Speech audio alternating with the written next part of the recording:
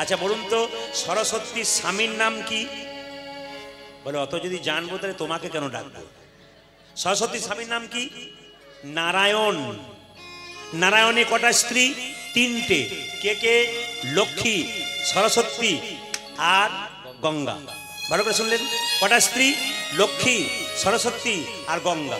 সরস্বতী নদীর উপর বয়েছে, কিন্তু সরস্বতী নদীও আছে। আচ্ছা মায়েরা, এবার বলে রাখি, সরস্বতী আমাদের শরীরে কোন জায়গায় আছে বলতে পারলে পুরস্কার পাবেন না। করাগ্যে বসতে লক্ষ্মী করমূলে তো সরস্বতী, ওটা একটা আলাদা কথা। কিন্তু সরস্বতী আমাদের শরীরে কোন জায়গাতে আছে? আরেক জায়গাতে। কোথায় বলুন তো?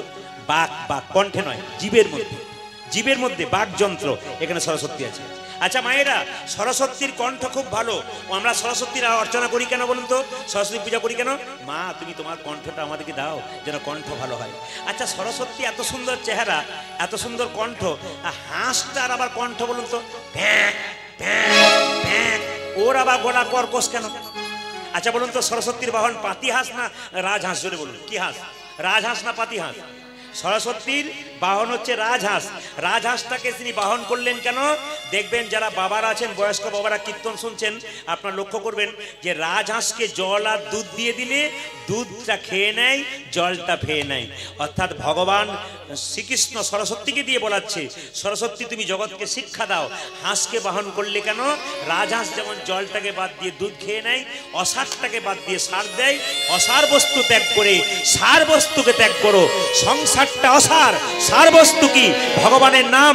তোমরা কৃষ্ণকে স্মরণ করো, তোমাদের কৃষ্ণ কৃপা হয়ে যাবে। এইটি কিন্তু সার শিক্ষা দিচ্ছে। আচ্ছা মায়েরা, সরস্বতীর কোথাও চারটা হাত, কোথাও দুটো হাত। সরস্বতীর ব্যাখ্যাটুকু আপনারা জানিয়ে দিলাম। সরস্বতী কোথাও দুটো হাত, কোথাও চারটা হাত। দুটো হাত কোথায়? আপনারা দেখবেন এক হাতে বীণা, এক হাতটা ফাঁকা। না, যারা তৈরি করছে তারা ভুল করছে। সরস্বতী তৈরি করছে এরকম করে বীণা বাজাচ্ছে, এক হাত ফাঁকা। কিন্তু শাস্ত্র বলছে এক হাতে বীণা, এক হাতে পুস্তক, বই থাকবে। আর কোনো কোনো জায়গায় সরস্বতীর চারটা হাত। চারটা হাতে কি কি থাকে? এক হাতে বীণা, এক হাতে বই, এক হাতে কলম, এক হাতে কি? মালা, অক্ষমালা। ওটাকে অক্ষমালা বলা হয়। এক হাতে মালা, এক হাতে বীণা। আচ্ছা একটা কথা বলে রাখি, সরস্বতী পুজোর আগে কুল খাওয়া যায়? জোরে বলুন হা না না। আচ্ছা কেন খাওয়া যায় না? এ আপনাদের জানতে হবে। সুন্দর তত্ত্ব কথা, এ শাস্ত্রের মধ্যে আছে বর্ণনা করা, আপনাদের বুঝবি। কুলের আরেক নাম কি? বদ্রী। মহামুনি ব্যাসদেবের নাম শুনেছেন আপনারা? সুখদেবের বাবা ব্যাসদেব, সুখদেব গোস্বামীর বাবা ব্যাসদেবের নাম শুনেছেন? এই মহামুনি ব্যাসদেব বদ্রিক আশ্রম মানে কুলের বাগানে, কুলের বাগান, এদিকে তাকান, এদিকে তাকান, কুলের বাগানে বসলো ধ্যান করতে, গ্রন্থ লিখবে বলে। গ্রন্থ লিখবে, সিদ্ধি লাভ করবে বলে ধ্যান করতে বসছে। একটা কুলের আঠি, একটা কুলের আঠি তার মাথায় পড়লো। আকাশবাণী হলো, ব্যাসদেব এই যে কুলের আঠিটা পড়লো, এই আঠিটা মাটিতে পড়লো, এর থেকে গাছ হবে, চারা গাছ হবে, বড় গাছ হবে, কুল হবে, পাকবে। যেদিন তোমার মাথায় পড়বে সেই দিন তোমার সিদ্ধি লাভ হবে। কোন দিন মাথায় পড়েছিল পাকা কুলটা? বসন্ত শ্রী পঞ্চমীর দিন, মানে সরস্বতী পূজার দিনেই কুলটা মাথায় পড়েছিল। সেদিন ব্যাসদেবের সিদ্ধি লাভ করেছিল। ছেলে মেয়েরা কেন কুল খায় না? আমরা কেন কুল খাই না? আমরা যদি সরস্বতী পুজোর আগে কুল খেয়ে নিই, আমাদের সংসারে সিদ্ধি লাভ আমাদেরও হবে না। তাই কুল কিন্তু সরস্বতী পুজোর আগে খেতে নেই। আচ্ছা মায়েরা, মা লক্ষ্মী পুজো করেন কি বা? সোমবার না মঙ্গলবার? জোরে বলুন। যে ঘুমাচ্ছে সে বলুন কি বা? চোখ আমার খুব খারাপ বটে। যে ঘুমাচ্ছে সে ভাবছে খালি আমার দিকেই তাকাচ্ছে, আর কারোর দিকে তাকাচ্ছে না। না, যে ফাঁকিবাজ তার দিকে তাকাবো। এই দিকে তাকাবেন। সবাই লক্ষ্য করুন। মা লক্ষ্মী, মা লক্ষ্মী বৃহস্পতিবার দিন পুজো হয়। এসো মা লক্ষ্মী বসো মা ঘরে, আমার ঘরে থাকো মা অন্ধকার করি। ঠিক ঠিক ঠিক। দু চারজন বলছে অন্ধকার করি। এসো মা লক্ষ্মী বসো মা ঘরে, আমার ঘরে থাকো মা আলো করে, নাকি? আলো করে। আচ্ছা মায়েরা, এবার একটা প্রশ্ন আসবে। লক্ষ্মী পুজো তো আপনারা করেন। আচ্ছা বলুন তো, লক্ষ্মী পুজোতে কলা দেন? হ্যাঁ দিই। অনেকে বলছে চুপ থাকাটাই বুদ্ধিমানের কাজ। হাঁও বলবি না, নাও বলবি না, চুপচাপ থাক, যা বলছে উনি বলছেন। পয়সা নেবেন উনি বলবেন, আমাদের দরকার আছে। না না আমি বলে দিই, লক্ষ্মী পুজোয় কলা দিতে নাই কেন? লক্ষ্মীর স্তন যুগল থেকে কলা সৃষ্টি হয়েছে। আপনারা কলা দেবেন কোনখানে? লক্ষ্মী আর নারায়ণ যখন যুগলে থাকবে তখন কলা দেবেন। বাড়িতে একা লক্ষ্মী পুজো করতে নাই। অনেকে বলে না লক্ষ্মী খুব চঞ্চলা গো, আমার ঘরে টাকা পয়সা রয়েছে না, আসছে আর যাচ্ছে। আপনি একা লক্ষ্মী পুজো করছেন। নারায়ণ হচ্ছে সুখ, লক্ষ্মী হচ্ছে সুখ, নারায়ণ হচ্ছে শান্তি। সব জায়গাতে লক্ষ্মী নারায়ণের ছবি দেখবেন, লক্ষ্মী নারায়ণের চরণ সেবা করছে। আচ্ছা বলুন তো, আপনার মেয়েকে জামাইকে নিমন্ত্রণ করেছেন, মেয়ে বাড়ি এলো, জামাই এলো না আপনার বাড়ি, আপনার মেয়ে কি করবে? ঘর আর বার এলো না কেন, তাহলে কি কোনো গন্ডগোল হলো, তাহলে কি গন্ডগোল? খালি ছটপট করবে, খাবার মুখে যাবে না, চঞ্চল হয়ে যাবে। লক্ষ্মীকে একা রাখলে উনি নারায়ণের জন্য চঞ্চল হয়ে যায়, তাই লক্ষ্মীকে একা রাখবেন না। আচ্ছা মায়েরা, লক্ষ্মী তো দেখতে সুন্দর, পেঁচা তার বাহন হলো কেন? এই যে এইখানে মজা আছে। লক্ষ্মী দেখতে সুন্দর, পেঁচা তার বাহন হলো কেন মা? এ তো শাস্ত্রের কথা। লক্ষ্মী দেখতে সুন্দর, পেঁচা কেন বাহন হলো? এইদিকে তাকাবেন। পেঁচা তো দেখতে খারাপ। আমার বাড়ির পাশে একজন ভদ্রলোক তার ছেলের জন্য মেয়ে দেখতে গেছে। বললাম কেমন দেখলেন দাদা? আর বলবেন না, যেন দেখলাম লক্ষ্মী প্রতিমা, পয়সা না চাইলেও কোনো অসুবিধা নাই, বিনি পয়সায় আনবো। আবার আরেকজন মেয়ে দেখতে গেছে, বলছে আর বলবেন না, আমার কপাল খুব মন্দ। বলে কেন? এমন মেয়ে দেখলাম পেঁচার চেয়েও খারাপ। মানে পেঁচাকে তাহলে খারাপ ভাবে? লক্ষ্মী দেখতে সুন্দরী, পেঁচা খারাপ কেন? এখানে পেঁচাকে কেন লক্ষ্মী বাহন করলো? খুব দামি কথা। লক্ষ্মীর বাহনে পেঁচা হলো কেন? এর সুন্দর উত্তর শুনে নিন। পেঁচা দিনে দেখতে পাই, আপনারা ইউটিউবে দেখতে পাবেন। লক্ষ্মীর বাহন পেঁচা হলো কেন, এর উত্তর আপনারা পাবেন। কি বলছে? পেঁচা দিনে দেখতে পাই, জোরে বলুন। কখন দেখতে পায়? জগৎকে শিক্ষা দিচ্ছে লক্ষ্মী। হঠাৎ করে টাকা পয়সা গাড়ি বাড়ি পেলে অনেকে দেখবেন নিজের লোককে চিনতে পারে। দাদা চিনতে পারছেন? কি করে আপনাকে তোমার চেনা চেনা লাগে কিন্তু চিনতে পারি না, মানে অহংকার। যেমন পেঁচা দিনে অন্ধকার দেখতে পায় না, যারা টাকা পয়সাতে অহংকারী হয়ে নিজের লোককে চিনতে পারে না, সাধুগুরু বৈষ্ণব চিনতে পারে না, এদেরকে পেঁচার সঙ্গে তুলনা করলেন। মা লক্ষ্মী যেন বলছে পেঁচার মতো হইও না। আপনারা যারা কীর্তন শুনতে এসছেন সবার কাছে নিবেদন রইল, যাদের বাড়িতে বাবা মা বেঁচে আছে সেই সমস্ত ছেলেদেরকে বলবো, সেই সমস্ত মেয়েদেরকে বলবো, সকালবেলায় ঘুম থেকে উঠে কাজে যখন বেরোবে জীবন্ত বাবা মাকে একটু প্রণাম করে বেরোবে। আবার সন্ধ্যাবেলায় কাজ থেকে যখন ফিরবে তখন বাবা মাকে একটু প্রণাম করো। কিন্তু আপনারা অনেকে হাসাহাসি করছেন বলে, আর বয়স্ক বাবারা মনে মনে ভাবছে প্রণাম তো দূরের কথা, বাক্য যা বলে না শুনলে আপনার মাথা খারাপ হয়ে যাবে। না না না, আপনি পাবেন, আস্তে আপনিও পাবেন। বয়স্ক বাবাদের সামনে বলে গেলাম, আপনার ছেলে যদি আপনার সঙ্গে ওরকম ব্যবহার করে আপনার ছেলেও পাবে, কারণ এইটুকুটুকু গুলো বড় হচ্ছে, ওরা তো শিখছে, ওরা তো শিখছে বাবার সঙ্গে কেমন ব্যবহার করতে হবে। আপনাদের কাছে নিবেদন রইল, যে যেখানে বসে আছেন মন দিয়ে শুনবেন। কেমন শিখবে? একজন ভদ্রলোক আমাকে ডাকছেন, প্রদীপ বাবু আমার বাড়িতে আমার মা খুব অসুস্থ, 80 বছর বয়স, আপনার কীর্তন না শুনলে মায়ের সময় কাটে না, আপনার মা এখানে আসতে পারবেন, একবার চলুন দেখতে যাবেন। বললাম যাবো। গেলাম ওনার বাড়ি, ধীরে গেলাম ওনার বাড়ি। উনি বললেন তাহলে এক কাজ করুন, একটু চাটা খেয়ে নিন। ওনার মায়ের সঙ্গে পরিচয় করলাম। চাটা খেয়ে যখন বসলাম, ভদ্রলোক পাটাকে লম্বা করে বসছে, আমি চেয়ারে বসে আছি। ছেলে তখন দৌড়াতে গিয়ে বাবার পায়ে পা ঠেকিয়ে পালিয়ে গেল। যখন পা ঠেকিয়ে পালিয়ে গেল তখন ছেলেকে বাবা বলছে, দেখতে পেলি না প্রদীপ বাবু বসে আছে কীর্তনিয়া, আমার পায়ে পা ঠেকিয়ে গেলি, প্রণাম করলি না, প্রণাম কর প্রণাম কর।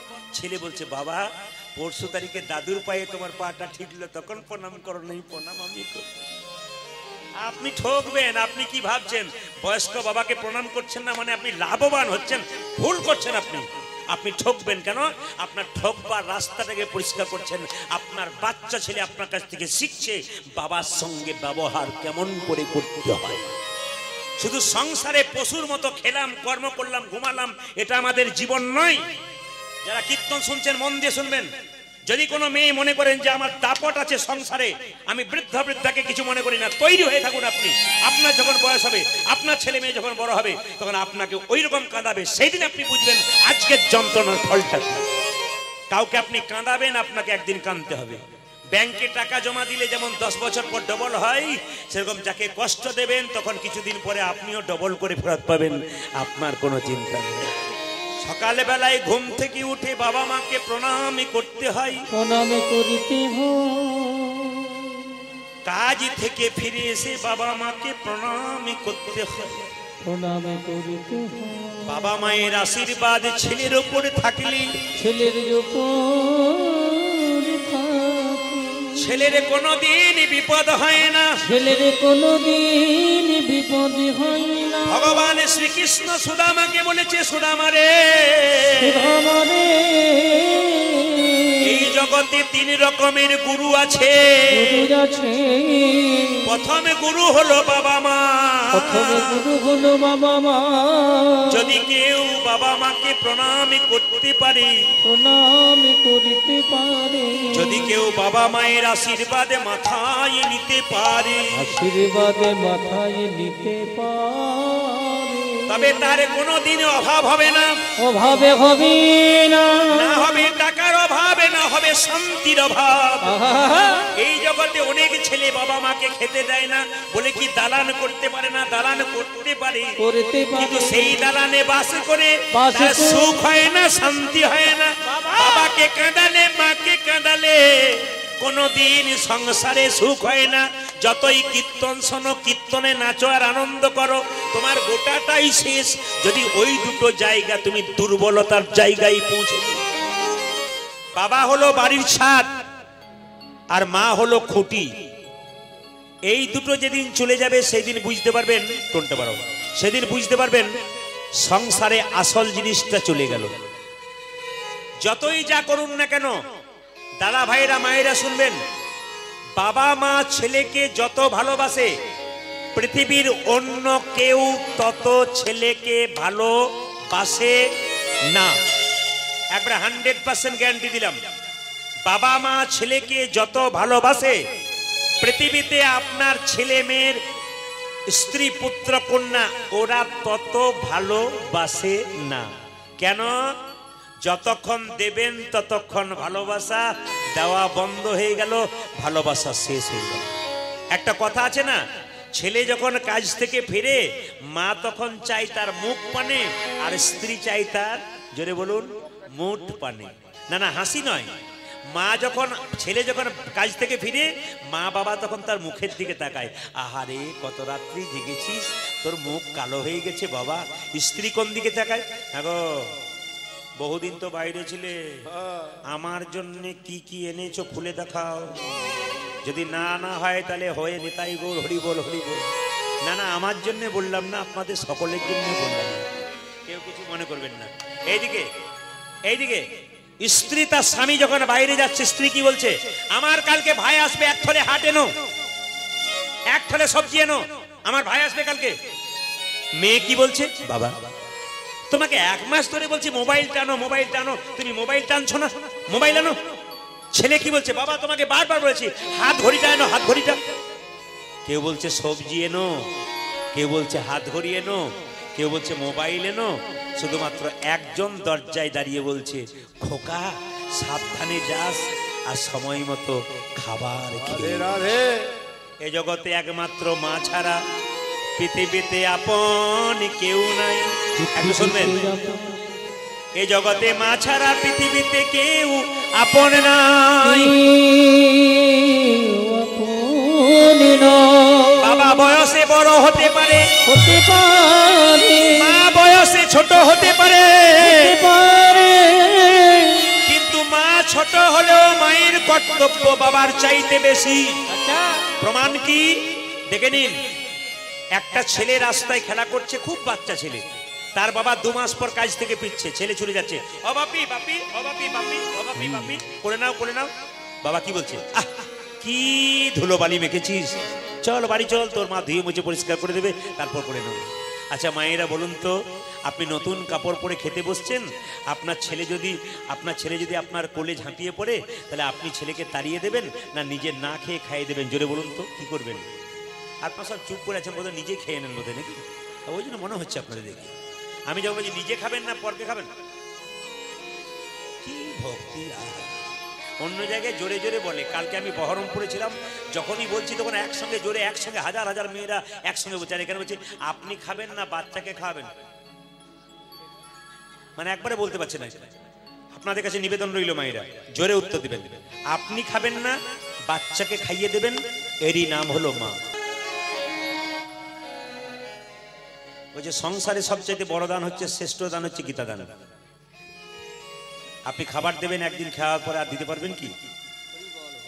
আপনি একটা জামা দেবেন, জামাটা নষ্ট হয়ে যাবে, তারপর দিতে পারবেন? কিন্তু গীতা যদি কাউকে দেওয়া হয়, শ্রেষ্ঠ দান। আপনার সবার কাছে বলা হলো, বাবা যেমন করেছে, গীতা দান যেমন করেছেন, বস্ত্র দান করা হয়, রক্ত দান করা হয়, রক্তদানে জীবন দান হয়। কিন্তু গীতা দানের কথা আপনাদের কাছে বলে রাখি, যদি পারেন 10-20টা গীতা বাজার থেকে কিনে আনবেন। যারা ভক্ত মানুষ তাদেরকে দান করবেন। কেন? গীতা দান করলে না বিরাট দান, এর বিরাট ফল পাওয়া যায়। আমি পরে একটু বলে দেবো, আপনাদের টাচ দিয়ে দেবো। তো যাই হোক, এখন সংক্ষেপে বলি মায়েরা, আমরা দেখবেন মৃতদেহ যখন দরজা দিয়ে নিয়ে যায়, বলো হরি হরি বল, বলো হরি হরি বল। আপনিও প্রণাম করেন, আমরাও প্রণাম করি। কি ভাবি বলুন তো? ও বোধ হয়ে গেল, আমি বোধ হয়ে যাবো না। দেখে নেবেন আপনারা, এটা বলুন সত্যি কিনা? যখন মরা নিয়ে যায় দরজা দিয়ে, যাই না, তখন আপনারা কি করেন? এই প্রণাম করে, খোকা প্রণাম কর, প্রণাম কর। আপনিও প্রণাম করলেন, খোকাও প্রণাম করলো। কি ভাবলো? ও বোধ হয়ে গেল, আমি বোধ হয়ে যাবো না। কিন্তু যে মরে গেল সে কিন্তু শিক্ষা দিয়ে গেল। কি? হেলতে দুলতে গিয়ে বলে দিয়ে গেল, ওরে জীব, তোর চাইতে সংসার আগে এসেছি। আমি যেমন হেলতে দুলতে সংসার থেকে চললাম, একদিন তুইও হেলতে দুলতে চলে যাবি। এটা শিক্ষা দিয়ে যাই। ও মায়েরা, জন্মিলে মরিতে হবে, অমর কি কথা হবে। আজকে লীলার নাম কি? উত্তরাগস্ত। সকালবেলায় গমন গোষ্ঠ হয়েছে, এখন উত্তরাগস্ত। আপনাদের বলে দিই, উত্তরাগস্ত, উত্তরগস্ত নাম কেন হলো? দক্ষিণ হলো না কেন? পশ্চিম হলো না কেন? পূর্ব কেন হলো না? আগে ওই কথাটা জেনে নিন, উত্তরগস্ত নামটা কেন হলো? ভগবান কৃষ্ণ নন্দালয় থেকে গোচারণে যেত। গোচারণ থেকে যখন বাড়ি ফিরছো, তখন দিকটা ছিল উত্তর দিক। এইদিকে ভগবান যখন গোচারণে যেত না, বাড়ি থেকে যখন বেরোতো, যখন ফিরতো বাড়ির দিকে, তখন উত্তর দিকে মুখ করে ফিরতো। এই জন্য এটার নাম হচ্ছে উত্তরাগস্ত। মায়েরা, আমরা একদিন সংসারে এসেছি, কখন বলুন তো? মায়ের কোলে। সেদিন সূর্য আমাদের উদয় হয়েছে। সকালে সূর্য উদয় হয়, সূর্যাস্ত চলে যায়। আচ্ছা বলুন তো, আপনারা যারা জন্ম নিয়েছেন, সূর্যোদয় সবার হয়েছে, কখন যে কাজ সূর্যাস্ত হবে কেউ জানে না বাবা। এই জন্য গোষ্ঠ মানে গোচারণ, গোষ্ঠ মানে বাথান, গোষ্ঠ মানে গোচারণ, বাথান, গোশালা, অনেক অর্থই বোঝা যায়। সংসার গোষ্ঠী আপনারা এসছেন, কিছু ভালো কর্ম করুন, দেখবেন আপনাদের কাজ হয়ে যাবে। আপনাদের কাছে একটা নিবেদন রইল, যে এখানে বসে আছেন, আমাদের সংসার গোষ্ঠী এসেছি, আমাদের মাথায় রাখতে হবে, এসেছেন যখন একদিন চলে যেতে হবে। জোরে বলুন হ্যাঁ না না। যেতে হবে কিনা? জোরে বলুন হ্যাঁ না না। জোরে বলবেন। আমাদের যেতে হবে তো? যাবার আগে কিছু ভালো কাজ করতে হয় না? আচ্ছা একটু উত্তর দেবেন তো আপনারা, যদি খুব ভালো হন উত্তর দেন। যদি কীর্তন শোনেন, দেহটা মারা যায় না আত্মাটা মারা যায়? জোরে বলুন, জোরে বলুন। দেহটা। শাস্ত্র কি বলছে দেখুন, আপনারা যা বললেন বলেন, শাস্ত্র কি বলছে আপনার সঙ্গে মিলছে কিনা দেখুন। বাসাংসি জিন্নানি যথা বিহায় নবানি ঘিন্নাতি নরহ পরাণী তথা শরীরানি বিহায় জিন্নান্নানি সংজাতি নবানি দেহি। মানে কি বলুন তো? যে কাপড়টা আপনি পরে আছেন, ওই কাপড়টা পুরনো হয়ে গেলে, মলিন হয়ে গেলে, আপনি নতুন কাপড় পরবেন না? জোরে বলুন হ্যাঁ না না। আচ্ছা বলুন তো, নতুন কাপড় পরলে আনন্দ হয় না দুঃখ হয়? জোরে বলুন। তাহলে নতুন কাপড় পরলে যদি আনন্দ হয়, তাহলে দেহ ছেড়ে যখন আত্মা অন্য দেহে চলে যায়, আপনারা কান্নাকাটি করেন কেন? ও তো নতুন দেহে যাচ্ছে, আপনার চিন্তা কি আছে? না, কান্না করা উচিত নয়, কিন্তু কান্না করি কেন? আমাদের মায়ার জন্যে কাঁদি। এতদিন সংসারে ছিল। তবে মায়েরা, যতদিন সংসারে কর্ম করবেন, সংসার আপনাকে ভালোবাসবে। কর্ম করা বন্ধ করুন, নিতাই গৌর হরিবল করবে। দাদা ভাইরা দেখবেন, যতক্ষণ সংসারে টাকা দিচ্ছেন, সংসার ভালোবাসছে, আপনি টাকা দেওয়া বন্ধ করুন, নিতাই গৌর হরিবল হয়ে যাবে। আপনি মারা যাবেন, 2-4 দিন বাড়ির লোক কাঁদবে, আপনার ছবিটা দেওয়ালে টাঙানো থাকবে, দেখবেন যেমন কার তেমন সংসার চলবে, শুধু তুমিই চলে যাবে। ওই জন্য আপনাদের কাছে বিশেষ নির্দেশ রইল, সংসারে কর্তব্য কর্ম করবেন, আসল কর্তব্য কিন্তু ভুলবেন না। এবার বলে দিই, মানুষ মরে গেলে তার কর্মের ফলটা কি করে যায়? এদিকে মানুষ মরে গেলে কোন কুলে জন্মায়? আমি প্রদীপ পাল কীর্তন করছি, আমি তো মরবই। আপনারা কীর্তন শুনছেন, আপনারা তো মরবেন। কিন্তু বলুন তো, মৃত্যুর পরে আপনি কোথায় যাবেন? আপনার কি জন্ম হবে? শাস্ত্র বলছে, মানুষ কুলে জন্ম নিয়ে যে যেমন কর্ম করবে, তার কর্ম অনুযায়ী জন্ম হবে। শুনবেন ভালো করে, মানুষ কুলে জন্ম নিয়ে যে যেমন কর্ম করবে, তার কর্ম অনুযায়ী জন্ম হবে। যেমন ধরুন, আপনি মানুষ কুলে জন্ম নিয়ে যদি পশুর মতো কর্ম করেন, আপনার পশু কুলে জন্ম হবে। মানুষ কুলে জন্ম নিয়ে যদি পশুর মতো কর্ম করেন, কুকুরের মতো কর্ম করেন, আপনি কীর্তন শুনবেন না, হরিনাম শুনবেন না, নিন্দা করে করে বেড়াবেন, আপনার ওইরকম কুলে জন্ম হবে। যেমন কর্ম সেরকম ফল, কোনো উপায় নাই। এবার মানুষ কুলে জন্ম নিয়ে কেউ যদি মানুষের মতো কর্ম করে, মানুষকে ভালোবাসতে শেখে। যেমন রামকৃষ্ণদেব বলেছে, আপনার বাড়িতে কেউ যদি যায়, দুটো মিষ্টি জল দিতে পারেন না পারেন, দুটো মিষ্টি কথা অন্তত বলবেন। আপনার বাড়িতে কেউ যদি যায়, দুটো মিষ্টি জল দিতে পারেন না পারুন, দুটো মিষ্টি কথা বলবেন, ব্যবহার ভালো করবেন, আপনি মানুষ কুলে জন্ম নেবেন। আর মানুষ কুলে জন্ম নিয়ে কেউ যদি মহাপুরুষের মতো কর্ম করে, মহামানবের মতো কর্ম করে, তার দ্বিতীয় জন্ম হয় না, গোবিন্দচরণ প্রাপ্ত হয়। কিরকম? যেমন দেখবেন ধানকে সেদ্ধ করে মাঠে ছড়ালে, জোরে বলুন, আর ধান গাছ হয়? ধানকে সেদ্ধ করলে মাঠে ছড়ালে ধান গাছ হয়? যে দেহ হরিনামে সিদ্ধ হয়ে যায় মা, তার দ্বিতীয় জন্ম হয় না, তার গোবিন্দচরণ প্রাপ্ত হয়। তাহলে কি করে আপনার কর্মের ফল যাবে? ওই যে পুষ্পের গন্ধ যেমন বাতাসে ছড়ায়, আপনার কর্মফল আপনার সঙ্গে সঙ্গে চলে যায়। আপনি কি কর্ম করলেন, আপনার আত্মার সঙ্গে কিন্তু কর্ম চলে যাবে ফল। আপনি ভালো কর্ম করলেন না খারাপ কর্ম করলেন, ওই জন্য মানুষ কুলে জন্ম নিয়েছেন, আপনার কর্মটা যেন ভালো হয়, যাবার সময় মানুষ বলতে পারে। আপনি মরে গেলে স্বর্গে যাবেন না নরকে যাবেন, কি করে বুঝবেন? আমি লক্ষণগুলো বুঝিয়ে দিই। আপনি মরে গেলে স্বর্গে যাবেন নরকে যাবেন, আপনাকে দেখেই বুঝতে পারবো। কি করে বুঝবেন? কেউ যদি মরে যাবার পর মুখটা বিকৃত হয়ে যায়, বিবশ হয়ে যায়, অনেকে বলে না, কেশবপুরে একজন মরেছে গো, আমি দেখতে গিয়েছিলাম, ওরে বাবা মুখটা কি বিকৃত বিবশ হয়ে গেছে, আমার 4 দিন ঘুম হয় নাই দিদি, জানবেন উনি যাচ্ছেন নরকে। আর আপনার মৃত্যুর পর যদি কেউ বলে, ও মা যেন মরে নাই গো, ঘুমাচ্ছে, জানবেন ইনি যাচ্ছেন স্বর্গে। আপনি ভালো কর্ম করবেন, মৃত্যুর সময় আপনাকে দেখে মনে হবে আপনি ঘুমাচ্ছেন। আপনি খারাপ কর্ম করবেন, মৃত্যুর সময় মনে হবে আপনার মুখটা বিভৎস হয়ে গেছে, বিকৃত হয়ে গেছে, লোকে ভয় খেয়ে যাবে, আপনি নরকে যাবেন। আর কি দেখলে বুঝবেন আপনি স্বর্গে নরকে যাচ্ছেন? একটু লক্ষ্য করুন, আর কি দেখলে বুঝবেন? আপনি মরে গেলেন, কেশবপুর থেকে নিয়ে যাচ্ছে, বলো হরি হরি বল বলে, যখন নিয়ে যাচ্ছে তখন লোকে বলছে, আহারে লোকটা কত ভালো ছিল গো, খুব কৃষ্ণ ভক্ত ছিল, জানবেন ইনি চললেন স্বর্গে। আর যদি আপনার মৃত্যুর পর লোকে বলে, বেটা খুব দুষ্ট লোক ছিল, কেশবপুরটাকে জ্বালিয়ে দিয়ে চলে গেছে, এই বেটা নরকে যাবে 100%, দশচক্রে ভগবান। আর শ্রীমদ্ ভাগবত গীতা কি বললো? আপনার শরীরে 7টা নয় 9টা ছিদ্র আছে, প্রত্যেকটা শরীরে 9টা করে ফুটো আছে, 9টা করে ছিদ্র। আমি গুনে গুনে দেবো, আপনারা গুনে নেবেন। 2টো কানের ছিদ্র, 2টো চোখের ছিদ্র, 4 2টো নাকের ছিদ্র, 6 মুখের ছিদ্র, মুখ, নিচের দিকে 2টো পায়ু উপস্থ, কটা হলো? 8 9 9টা। যদি ওপর দিকে ছিদ্রে আপনার প্রাণ যায়, আপনি স্বর্গে যাচ্ছেন। যদি নিচের দিকে ছিদ্রে আপনার প্রাণ যায়, আপনি নরকে যাচ্ছেন। কি করে বুঝবেন আপনি স্বর্গে গেলেন নরকে গেলেন? আমি শ্রীমদ্ ভাগবত গীতার কথাগুলো আপনাদের বুঝিয়ে দিই, আপনার মন দিয়ে শুনবেন। আপনার চোখ দিয়ে প্রাণ গেল, আপনি কি করে বুঝবেন? অনেকে মারা যায় তাকিয়ে তাকিয়ে মরে না, জোরে বলুন হানা না, তাকিয়ে তাকিয়ে মরে না। বাবা লোকটা মরে নাই গো, ভ্যাল ভ্যাল করে তাকাচ্ছে গো, মনে হচ্ছে মরে নাই। আপনার বলেন না, কথায় কথায় বলে না, ওরে বাবা রে যেন তাকাচ্ছে গো, মরে নাই, জানবেন ওনার চোখ দিয়ে প্রাণ গেল। অনেকে মৃত্যুর সময় হাঁ করে মরে, তার মানে তার মুখ দিয়ে প্রাণ গেল। মৃত্যুর সময় দেখবেন ওদের কানের ফুটোটা মোটা হয়ে যায়, জানবেন ওইদিকে প্রাণ গেল। মৃত্যুর সময় দেখবেন কারো নাকের ফুটো মোটা হয়ে যায়, ওইদিকে প্রাণ গেল। কারো দেখবেন মৃত্যুর সময় দেখবেন মায়েরা কেউ প্রস্রাব পায়খানা করে দেয়, জানবেন ওইদিকে প্রাণ গেল। যদি কেউ মৃত্যুর সময় প্রস্রাব পায়খানা করে দেয়, 100% উনি নরকে গেলেন। মৃত্যুর সময় প্রস্রাব পায়খানা করলে 100% উনি নরকে গেলেন।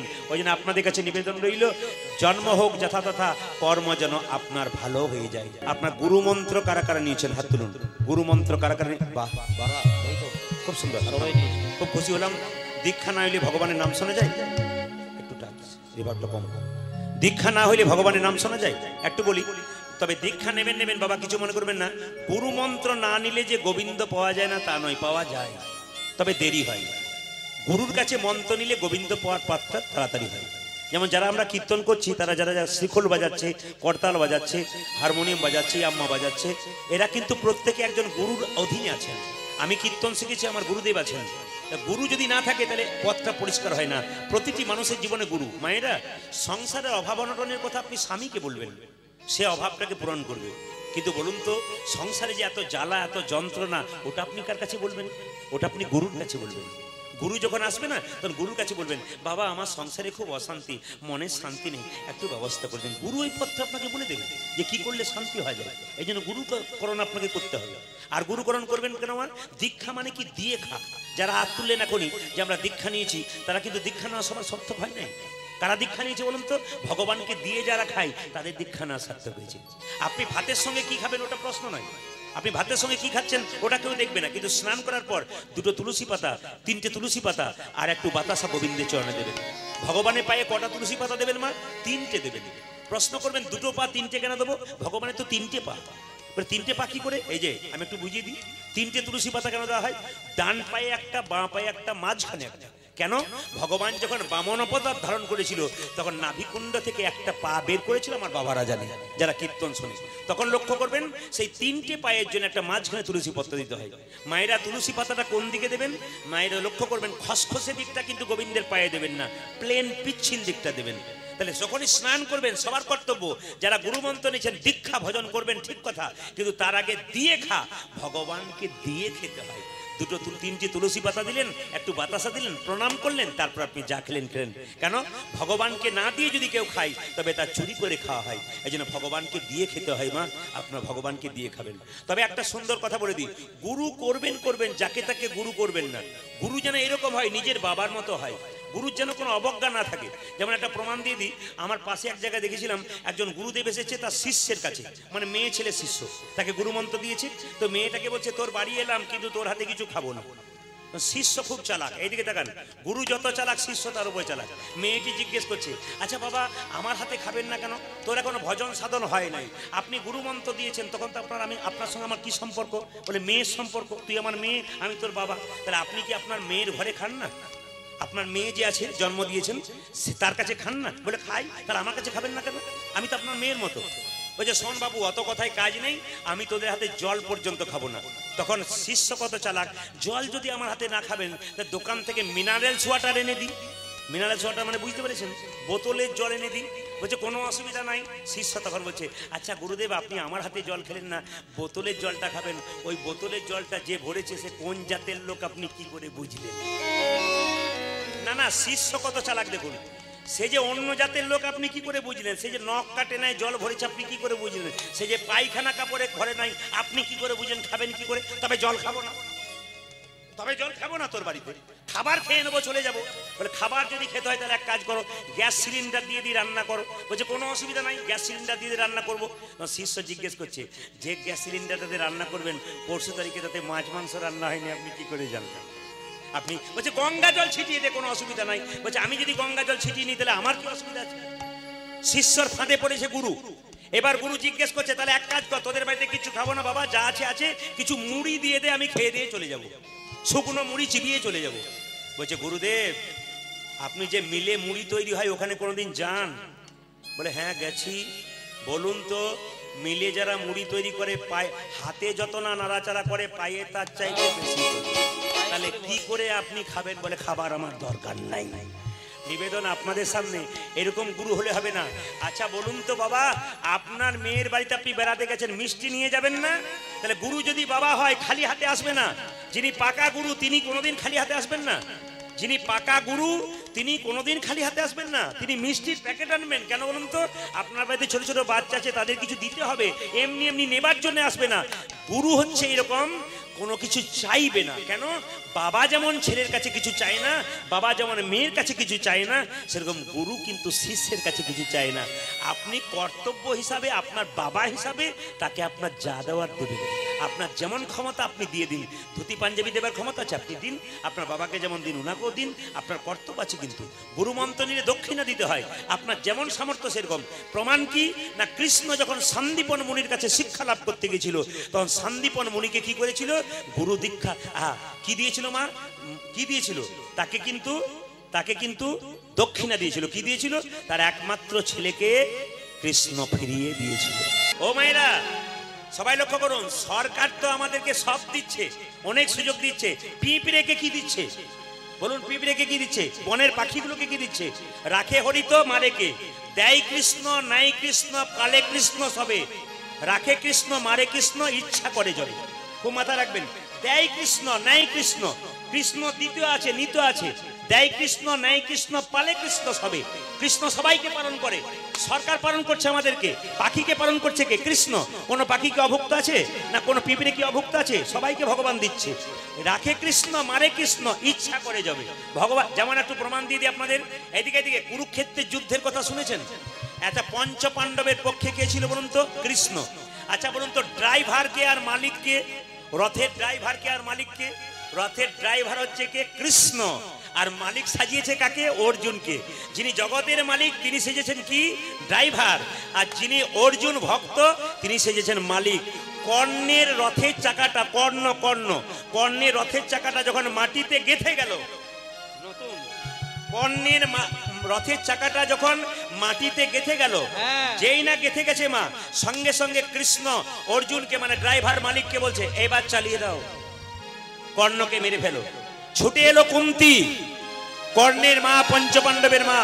অর্জুন মারিস না বাবা, মারিস না, মারিস না। কেন মারবো না? ও তোর দাদা। চুপ করো। যুধিষ্ঠির মহারাজ আমার দাদা। ও দাদা কি করে হলো? তোকে কি করে বোঝায়? কুন্তি তো কুমারী অবস্থায় জন্ম দিয়েছিল কাকে? মায়েরা কর্ণকে। লজ্জায় বলতে পারছে না, কিন্তু বলছে তোর দাদা। এ তোর দাদা রে, তুই মারিস না, মারিস না। কৃষ্ণ বলছে চুপ করে থাকো না অর্জুন, মেরে ফেলো, এখনই মেরে ফেলো। কৃষ্ণের হাত দুটো ধরে কুন্তি কেঁদে কেঁদে বলছে কৃষ্ণ, জগতে কেউ জানুক আর না জানুক তুমি তো জানো, কর্ণ আমার ছেলে। কর্ণ যদি মরে যায়, একটা মায়ের 5টা ছেলে থাকলে একটা আঙুলে ব্যথা লাগলে অন্য আঙুলে যেমন ব্যথা হয়, আমার 5টা ছেলে যেমন, ও তো তেমন। ও যদি মরে যায়, ভাইয়ে ভাইয়ে যদি মরে যায়, কৃষ্ণ ভাইয়ে ভাইয়ে ভাই ভাইকে মারছে, মা হয়ে কি করে সহ্য করবে? না, আমি সহ্য করতে পারবো না। কৃষ্ণ বলল দাঁড়াও, পিসিমা, কুন্তি হচ্ছে পিসি। যখন যুদ্ধক্ষেত্রে এলাম তোমার সঙ্গে এগ্রিমেন্ট পেপারে চুক্তি করেছিলাম। কি চুক্তি করেছিলাম? চুক্তি, এগ্রিমেন্ট করেছিলাম কি? যুদ্ধে যখন তোমার ছেলেকে নিয়ে যাব 5 জনকে, তুমি বলেছিলে না আমি যেতে দেবো না। মায়েরা বলুন তো, দেশের সঙ্গে অন্য দেশে যদি যুদ্ধ হয়, আপনার ছেলেকে যদি সরকার বলে যুদ্ধে নিয়ে যাব, আপনি কি মন থেকে সাই দেবেন? জোরে বলুন হ্যাঁ না না। কোন মা কি কখনো চায় তার ছেলেকে যুদ্ধে পাঠাতে? কিন্তু কৃষ্ণ ভগবান চিৎকার করে বলেছিল পিসি তোমার 5টা ছেলেকে দাও, আমি কথা দিলাম তোমার 5 ছেলেকে ফিরিয়ে দেবো। দেবি তুই? হ্যাঁ দেবো। বল কৃষ্ণ তুই দিবি? বললাম তো আমি দেব, তোমার 5 ছেলেকে আমি ফিরিয়ে দেবো। দিবি যদি তবে এই দেখ তোর হাতে সঁপে দিলাম, আমি কিন্তু 4টা নেবো না, 5টাই নেবো, আমার 5টাই ফেরত চাই। পিসি কথা দিলাম তোমার 5টা ফেরত দেবো। পিসিমা এগ্রিমেন্ট পেপারে চুক্তি ছিল 5টা, 6টা তো ছিল না। 6টা যেহেতু ছিল না, আমার কথা আমাকে রাখতে হবে। দেয় কৃষ্ণ নাই কৃষ্ণ, পালে কৃষ্ণ সবে, রাখে কৃষ্ণ মারে কৃষ্ণ, ইচ্ছা করে যাবে। আমি কাকে রাখবো কাকে মারবো সব তো আমার ইচ্ছার উপর নির্ভর করে। আস্তে এই যে গোষ্ঠে এসছেন, সংসার গোষ্ঠে, এখন কমিটির ছেলেরা দানের ব্যবস্থা নিচ্ছেন আপনাদের কাছ থেকে। আপনারা যে যেমন পারবেন, যদি কেউ দান দিতে না পারেন আশীর্বাদ করবেন ওদেরকে, এই হরিবাসর যেন যুগ যুগ ধরে সুন্দর করে চলতে পারে, পরবর্তী প্রজন্ম যেন এই হরিবাসর চালাতে পারে। আপনারা সবাই মিলে ভগবানের কাছে প্রার্থনা করবেন। এবার আপনাদের বলে দিই, যে যেখানে বসে আছেন একটু মন দিয়ে শুনবেন। দানের কথা যখন এলো, মায়েরা, দ্রৌপদী একবার গঙ্গায় স্নান করতে গিয়েছিল। এইদিকে এইদিকে এইদিকে। দ্রৌপদী একবার গঙ্গায় স্নান করতে গিয়েছিল। স্নান করতে গিয়ে জলে যখন নেমেছে, জলে নামতে যাবে, হঠাৎ দেখলো ঘাটের মধ্যে জলে এক মুনি কোমর পর্যন্ত জলে দাঁড়িয়ে আছে। দ্রৌপদী মাথা নিচু করে বলল, প্রণাম মুনিবর, আপনি জলে দাঁড়িয়ে আছেন, উঠতে পারছেন না, উঠুন, আমি যে স্নান করব। মুনি সঙ্গে সঙ্গে বলল, মা যদি কিছু না মনে করে একটা কথা বলি। কি? আমি যে জলে স্নান করতে নেমেছি, আমার বসনটা জলে ভেসে চলে গেছে, কাপড়টা। তা তুমি যদি কাপড়টা টুকরো করে কেটে আমায় একটু দিতে পারো, আমি তোমাকে আশীর্বাদ করব। মায়েরা কি করেছিল? দ্রৌপদী নিজের কাপড়টা টুকরো করে কেটে মুনিকে দান করেছিল। আর যদি এইটুকু করেন আপনি অনেক পাবেন। ভগবানের নামে দান করতে হয়। গরিব মেয়েদের বিয়ে হচ্ছে না, সেখানে দান করবেন। ভক্তকে দান করবেন, অভক্তকে দান করবেন না। খোঁড়া, চোখে দেখতে পায় না, পায়ে চলতে পারে না, পঙ্গু মানুষ, ছেলের কাছ থেকে বিতাড়িত বৃদ্ধ বাবা, একে আপনি দান করুন, আপনার লাভ আছে। দানের কথা যখন বলবো আপনি একবারে মন দিয়ে শুনবেন। দান কোন জায়গায় করবেন? একটা ছেলে আপনার বাড়িতে চিৎকার করে বলছে, ও মা, এই যে 10 দিন আমি খাই নাই। আপনার মায়া হয়ে গেল, আহারে ছেলেটা 10 দিন খাই নাই। আপনি 100 টাকা 3 কেজি চাল দিলেন, ও দোকানে বিক্রি করে মদ খেলো। কিন্তু কোনো বৈষ্ণব যদি আপনার দরজায় গিয়ে বললো, মা গো আমাকে কিছু ভিক্ষা দাও, আপনি 1 মুষ্টি চাল দিলেন, ওই চালটা বাড়িতে নিয়ে গিয়ে ভগবানের সেবায় লাগিয়ে তুলসী পত্র দিয়ে বলল, হে গোবিন্দ, এটা আমার নয়, যে দিয়েছে তার সংসারের যেন মঙ্গল। এই জন্য আপনাদের কাছে নিবেদন রইল, দানটা সব জায়গায় করতে নাই, দান করতে হয় যথোপযুক্ত জায়গায়। আস্তে আস্তে, একবার শব্দ না করে শুনবেন। আর দান করেছিল কে মা? একটাও শুনবেন। আর দান করেছিল কে? এইদিকে দেখবেন, কৃষ্ণের একটা পিসির ছেলের নাম ছিল কি বলুন তো? শিশুপাল। ও মায়েরা, আপনাদের কেশবপুরে যদি কোনো একটা বাচ্চা জন্ম নেয়, সেই বাচ্চার তিনটে চোখ, তিনটে চোখ আর চারটা হাত যদি হয়, আপনার দেখতে যাবেন না? জোরে বলুন হ্যাঁ না না। দেখতে যাবেন না? সবাই দলে দলে যাবেন। কৃষ্ণের পিসির ছেলে শিশুপাল, তার যখন জন্ম হলো মা, তিনটে চোখ আর চারটে হাত হলো। সবাই দেখতে যাচ্ছে। কৃষ্ণ বলছে বলরামকে, দাদা সবাই যখন দেখতে যাচ্ছে, পিসির ছেলে হয়েছে, চোখে দেখতে পায় না, চলো আমরা চোখে দেখে আসি। আচ্ছা মায়েরা, শিশুপালকে তখন কি করেছে মা? অন্ধকার রাত্রিতে জঙ্গলে ফেলতে গেছে। কেন? রাক্ষস ছেলে তো, যা তিনটে চোখ চারটা হয়, সে কি মানুষ? সে তো রাক্ষস। জঙ্গলে ফেলতে গেছে। আকাশবাণী হলো, মা তোমার ছেলেকে বাড়ি ফিরে নিয়ে যাও। তোমার ছেলেকে কতজন দেখতে আসবে? এমন একজন দেখতে আসবে যে দেখার সঙ্গে সঙ্গে তোমার ছেলের একটা চোখ আর দুটো হাত খসে পড়বে, জানবে তারই হাতে তোমার ছেলের মৃত্যু হবে। লক্ষ্য করুন মায়েরা, সবাই দেখতে গেল। কৃষ্ণ যখনই চোখ ওঠায় পা দিয়েছে, চিৎকার করে বলেছে শিশুপাল। সঙ্গে সঙ্গে শিশুপালের একটা চোখ আর দুটো হাত খসে পড়লো। ব্যাপারটা জানতো কে বলুন তো? শিশুপালের মা। কৃষ্ণকে আড়ালে দেখে বলল, কৃষ্ণ আমি তোর কে? পিসি। এ তোর কে? আমার ভাই। কথা দে কৃষ্ণ, যদি এ তোর ভাই হয়, আমি তোর পিসি হই, তবে কথা দে শত অপরাধ করলে ক্ষমা করে দিবি। কৃষ্ণ বলল, পিসি আইন যেমন আছে ফাঁক তেমন আছে, শত অপরাধ করলে ক্ষমা করব, 101 হলে কিন্তু ছেড়ে দেব না। লক্ষ্য করুন, যখন যুধিষ্ঠির মহারাজ রাজ্য যজ্ঞ করেছিল, কৃষ্ণকে সভাপতি করতে চাইলো, শিশুপাল চিৎকার করে বলল, কে লম্পট? এ কৃষ্ণ লম্পট, একে তুমি সভাপতি করলে কেন? এ ব্রজগোপীদের বসন চুরি করেছে, এ বাড়িতে বাড়িতে ননি চুরি করে বেড়ায়, এ চোর, এ লম্পট, এ চোর, এ লম্পট। ভগবান বলছে, বলে যা বলে যা, তোর তো 100টা বলার কথা, তারপর দেখ আমি কে বলি। মায়েরা, শিশুপালের বলা যখন 100 শেষ হয়ে গেছে, 101 হয়েছে, কৃষ্ণ তখন এদিকে তাকান, কৃষ্ণ তখন সুদর্শন চক্র দিয়ে শিশুপালের মস্তকটাকে ছেদন করল। কৃষ্ণের আঙুলটা কেটে গেল। মা সামনে দাঁড়িয়েছিল দ্রৌপদী, কৃষ্ণের আঙুলে নিজের কাপড়টা টুকরো করে কেটে দ্রৌপদী আঙুলটাতে বেঁধে দিল। কৃষ্ণ বলল, দ্রৌপদী আমাকে যে কেউ কিছু দেয়, আমি তার ঋণ রাখি না। এই যে তুমি এইটুকু কাপড় আমার আঙুলে বেঁধে দিলে, এই কাপড় তুমি একদিন অনেক করে পাবে। পেয়েছিল কোন দিন মা? তাকান আমার দিকে, যেদিন দ্রৌপদীর বস্ত্রহরণ হয়েছিল। আমার দিকে তাকাবেন। দ্রৌপদীর যখন বস্ত্র হচ্ছে, দ্রৌপদী এক হাতে নিজের কাপড়টাকে ধরে আছে, আর এক হাতে ভগবানকে ডাকছে। দুঃশাসন দ্রৌপদীর চুলের মুঠি ধরে রাজসভায় এনে কাপড় টানতে শুরু করলো দুর্যোধন। দুর্যোধন যখন কাপড় টানছে, ক্লান্ত হয়ে যাচ্ছে। যখন ক্লান্ত হয়ে যাচ্ছে, কৃষ্ণ তখন বলে উঠলো, নারদ তুমি তাকাচ্ছ কেন? নারদ বলছে, প্রভু তোমার বিচার কেমন? এক অসহায় নারী একটা বস্ত্রের জন্য তোমার কাছে চাইছে, আর তুমি বস্ত্র জোগাড় করতে পারছো না। সঙ্গে সঙ্গে কৃষ্ণ বলল, নারদ দ্রৌপদী এক হাতে নিজের উপরে ভরসা করেছে, আর এক হাতে আমার উপর ভরসা করেছে। যে 2 হাত তুলে ডাকে না, আমি তার কাছে কোনোদিন যাই না। যে 2 হাত তুলে, ও মায়েরা, ভগবানকে এক হাতে প্রণাম করতে নাই। যে 2 হাত তুলে ডাকে না, আমি তার কাছে যাই না। দ্রৌপদী তখন কি করেছে? যা কিছু আমার সকলই তোমার, সকলই তোমার, আমার কেবল তুমি, আমার কেবল তুমি, জীবনে মরণে জনমে জনমে জনমে জনমে প্রাণনাথ হয়ো তুমি, প্রাণনাথ হয়ো তুমি। আমার দিকে তাকান। যখনই দ্রৌপদী 2 হাত তুলেছে, এদিকে তাকাবেন, এদিকে তাকাবেন, সঙ্গে সঙ্গে ভগবান বস্ত্র জোগাড় করতে শুরু করেছে। যখনই বস্ত্র জোগাড় করছে, দুর্যোধন বলছে, টানতে টানতে 1 ঘন্টা 2 ঘন্টা 3 ঘন্টা হয়ে গেল, ক্লান্ত হয়ে গেল। দুঃশাসন এবার তুই টান। দুঃশাসন টানতে টানতে যখন অনেক ক্লান্ত হয়ে গেল, দুর্যোধনকে বলে, দাদা এবার তুমি টানো। দুঃশাসনে জল তৃষ্ণা পেয়ে গেল, বাড়ির ভেতরে যখন ঢুকলো চমকে গেল। দুঃশাসন বাড়ির ভেতরে গিয়ে চমকে গেল, কেন? 100 ভাইয়ের স্ত্রীর শরীরে কাপড় নাই। 100 ভাইয়ের স্ত্রীর শরীরে কাপড় নাই, উলঙ্গ হয়ে চুপচাপ বসে আছে। দুঃশাসন তার স্ত্রীকে বললো, কি গো তোমার শরীরে কাপড় নাই কেন? তোমাদের 100টা বইয়ের শরীরে কাপড় নাই কেন? স্ত্রী, দুঃশাসন স্ত্রী বলল, এটা তোমার জন্য আর তোমার দাদার জন্য হয়েছে। বলে কেন?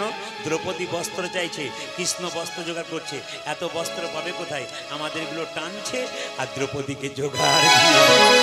মায়েরা, যে অপরের অমঙ্গল করে তার আগে অমঙ্গল হয়, যে মঙ্গল করে তার আগে মঙ্গল হয়। তবে বলে রাখি মায়েরা, দান করবেন কিন্তু নাম দেবেন না। অনেকে যদি 500 টাকা দান করে নাম করবেন না, কালকে বলবেন না আমি কমিটিকে 500 টাকা দিলাম, একবারে বলবেন না। কেন? দান করলে, নাম করলে দানের গতি থাকে না, দানটা গোটাই নষ্ট হয়ে যায়।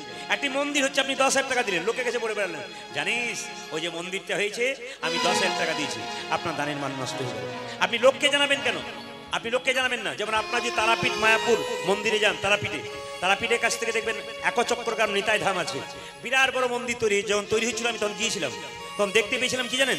তখন দেখতে পেয়েছিলাম এত বড় মন্দির, এত টাকা খরচ কে দিচ্ছে? কমিটি তো পারবে না। প্রচুর ট্রাকে বালি, সিমেন্ট, পাথর আসছে। কমিটিকে জিজ্ঞেস করলাম দাদা কে দিচ্ছে? বলছে যে দেয় তার নামই দেয় না। ড্রাইভারকে চালাকি করে জিজ্ঞেস করলাম দাদা কে দিচ্ছে? তখন ড্রাইভার বলছে বাবু বলেছে নাম দিবি না, নাম দিলে অহংকার জন্মায় আর নাম না দিলে প্রেম জন্মায়।